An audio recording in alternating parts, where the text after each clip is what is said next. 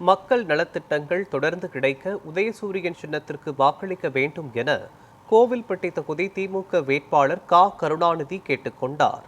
2026 சட்டமன்ற தேர்தலை முன்னிட்டு கோவில்பட்டி தொகுதி திமுக வேட்பாளர் கருணாநிதி கிழவிப்பட்டி உள்ளிட்ட பகுதிகளில் வாக்கு சேகரிப்பில் ஈடுபட்டார்.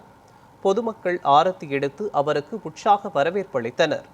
பிரச்சாரத்தின் போது பேசிய அவர், இந்த தேர்தல் தமிழகத்திற்கும் தமிழகத்தை வஞ்சிக்கும் டெல்லி அணிக்கும் இடையிலான போட்டி என கூறினார்.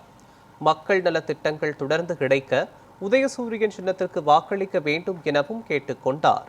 மகளிர் உரிமை தொகைக்கு எதிராக நீதிமன்றத்திற்கு சென்ற பாஜகவை மக்கள் தோற்கடிப்பார்கள் எனவும் தெரிவித்தார்.